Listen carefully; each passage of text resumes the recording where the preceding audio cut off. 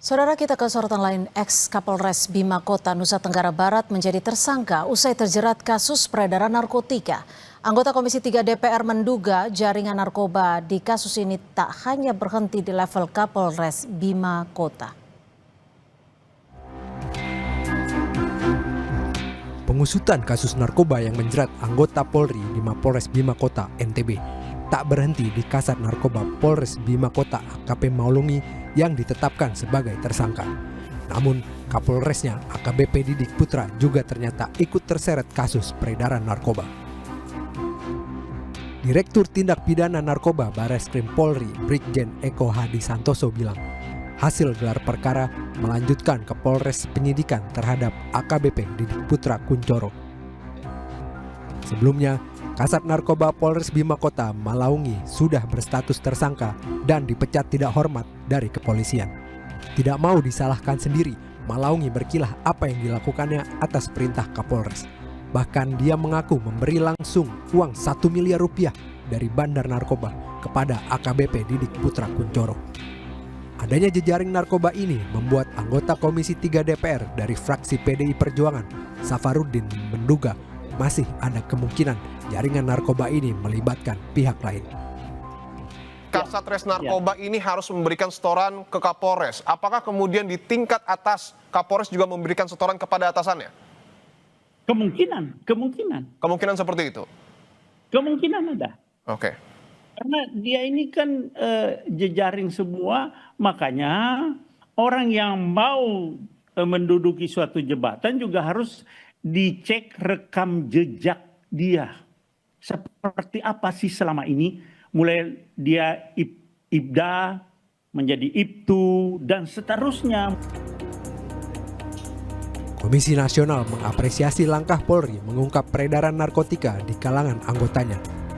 Namun, karena kejahatan narkotika memiliki ciri berjejaring, maka semua pihak yang terlibat harus diusut secara tuntas. Tapi yang pasti narkoba ini kan kerjanya berjejaring.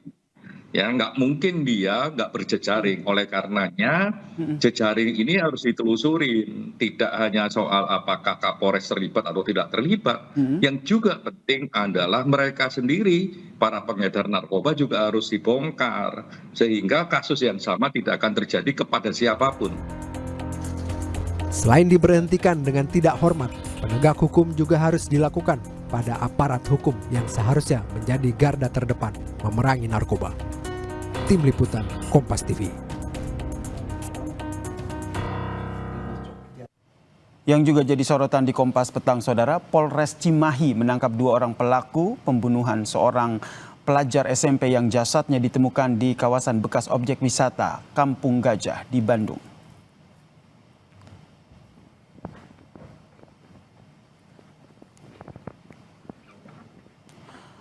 Salah satu tersangka tak berkutik saat ditangkap di rumahnya, Saudara. Tersangka yang berinisial YA 16 tahun dan juga AP 17 tahun ditangkap unit Resmob Satreskrim Polres Cimahi di rumahnya di Kecamatan Banyuresmi, Kabupaten Garut, Jawa Barat setelah sebelumnya sempat kabur ke Tasikmalaya.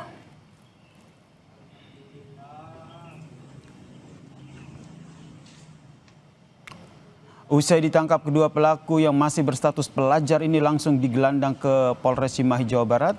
Polisi juga menyita sejumlah barang bukti seperti pisau yang diduga digunakan pelaku dan juga motor pelaku, Saudara. Kapolres Cimahi menyatakan motif pembunuhan dipicu rasa sakit hati dan juga dendam karena korban memutuskan hubungan pertemanan dengan pelaku. Pelaku sempat menguasai ponsel korban untuk membangun alibi seolah-olah korban masih hidup atau diculik. Siap, boleh lihat ke kanan. Nah, komandan siap.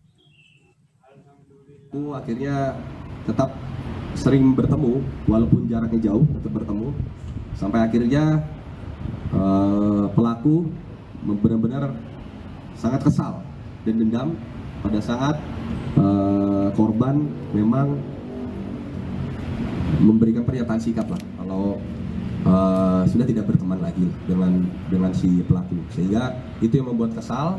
Akhirnya dia berangkat menuju ke Garut dengan memang niat untuk menghabisi korban seperti itu.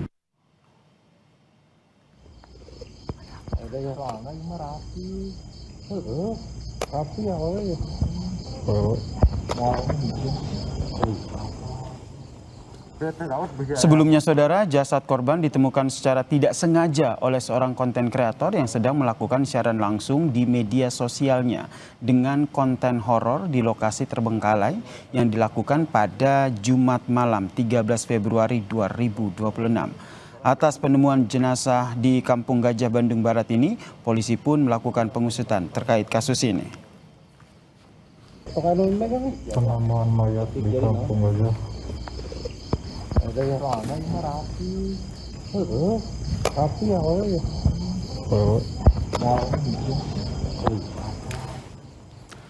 Saudara, kasus penemuan jenazah di Kampung Gajah menguak fakta mencengangkan bahwa pelakunya ternyata adalah temannya sendiri yang kesal korban tidak mau menjalin hubungan pertemanan lagi dengan pelaku. Kita bahas lebih lengkap soal kasus pembunuhan ini bersama Kapolres Cimahi AKBP Niko Adiputra dan juga kriminolog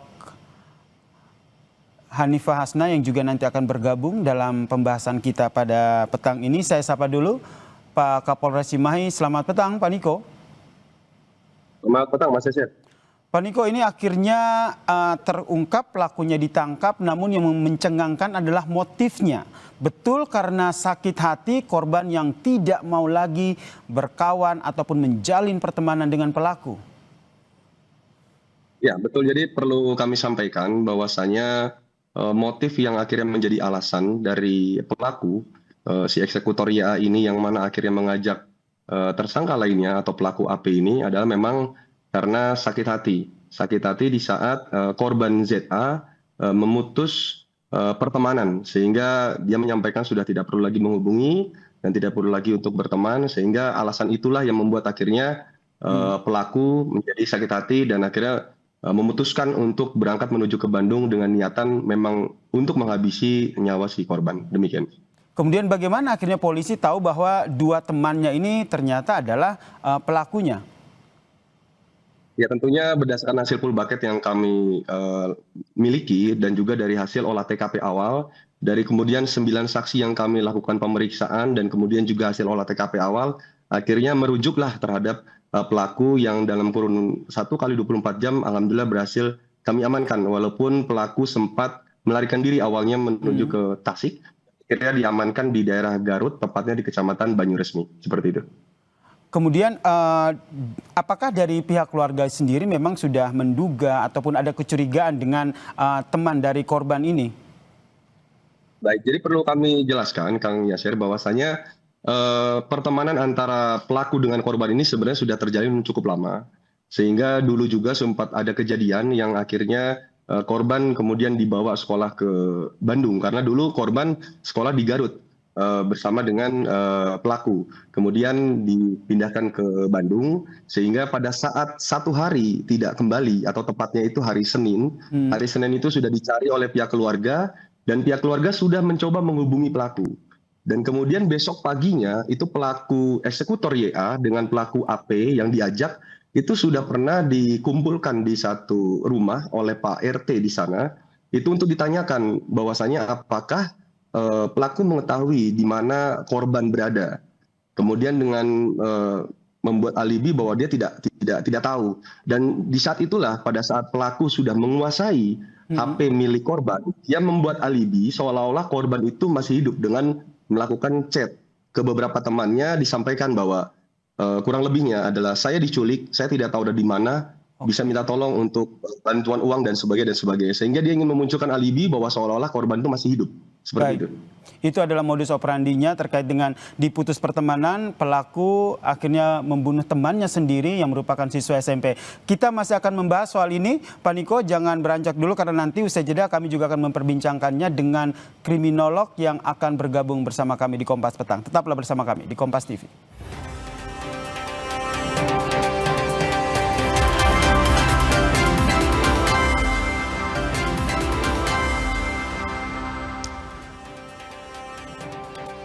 Kami lanjutkan perbincangan kami terkait dengan kasus diputus pertemanan. Akhirnya seorang pelajar ini menjadi korban pembunuhan oleh temannya sendiri. Tadi sudah berbincang dengan Kapolres Cimahi AKBP Niko Adiputra, dan saya juga akan mengajak untuk bergabung bersama kami di diskusi ini kriminolog dari Universitas Indonesia Mbak Hanifah Hasna. Selamat petang Mbak Hanifah.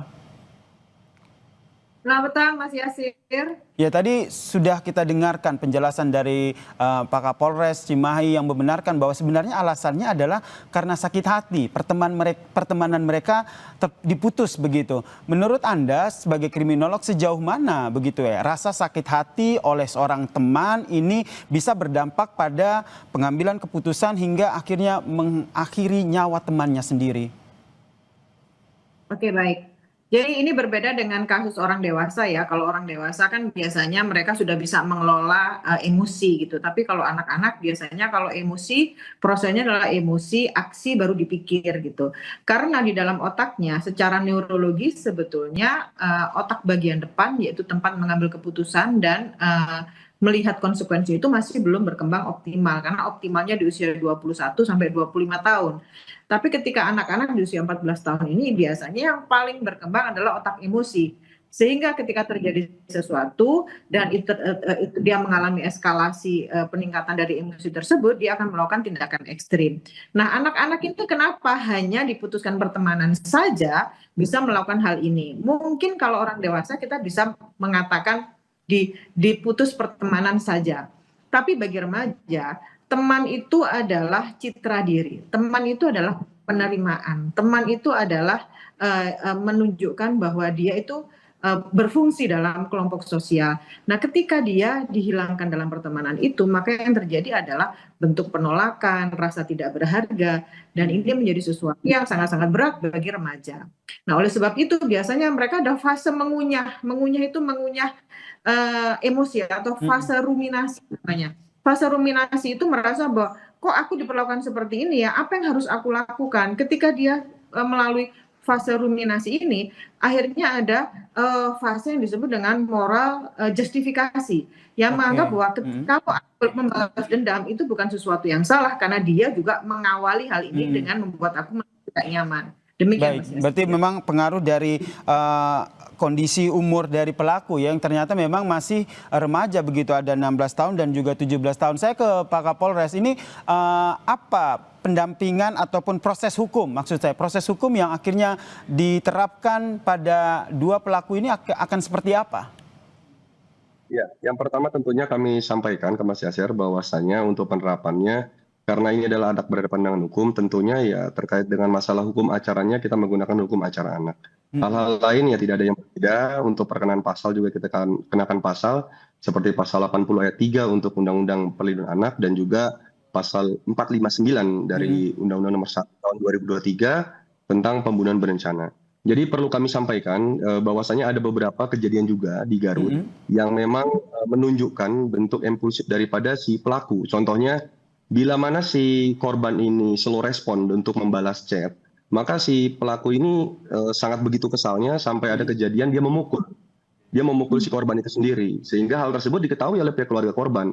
Akhirnya kemudian dibicarakan. Nah, itu beberapa kejadian yang akhirnya kalau kita bilang mungkin emosinya begitu meledak bila mana ada hal yang menurut dia ada yang kurang pas. Seperti itu mungkin, Mas.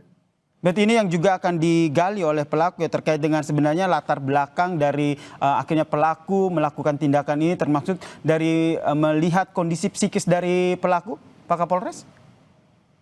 Ya, kalau seperti itu tentunya akan kita lakukan karena ini baru 1 kali 24 jam kita lakukan upaya diamankan, tentunya beberapa dengan pendampingan maupun pengecekan terkait dengan masalah psikis akan kita lakukan nanti berturut-turut ke depannya sesuai dengan kalender untuk proses penyidikan yang akan kita laksanakan ke depan nanti. Seperti itu.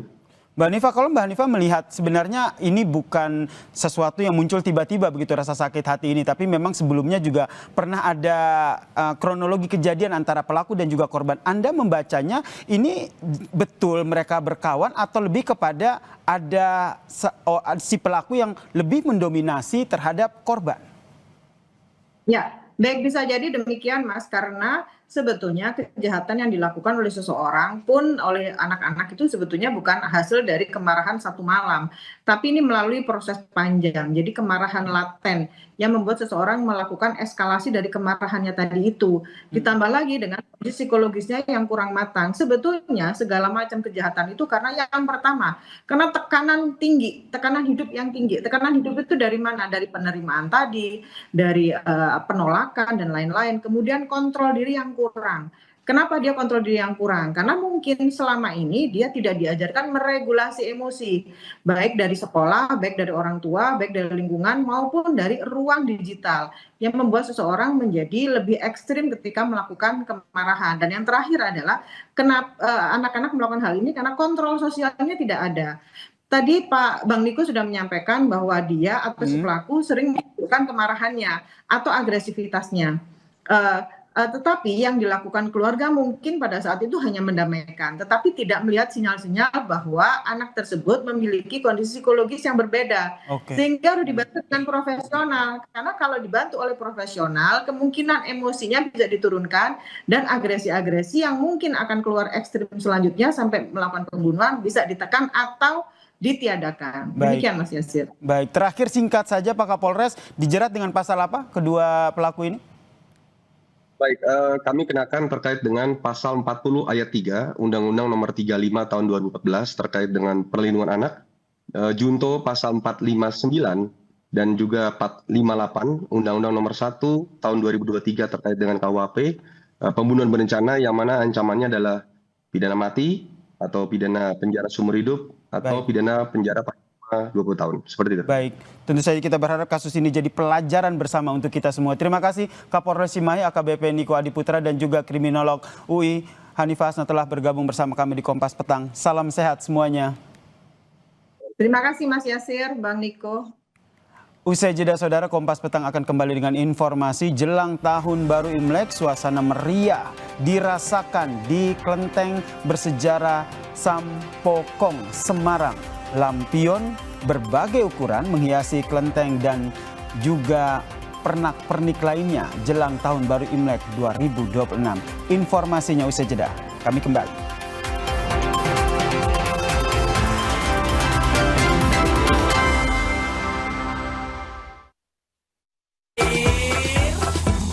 Luar kita baru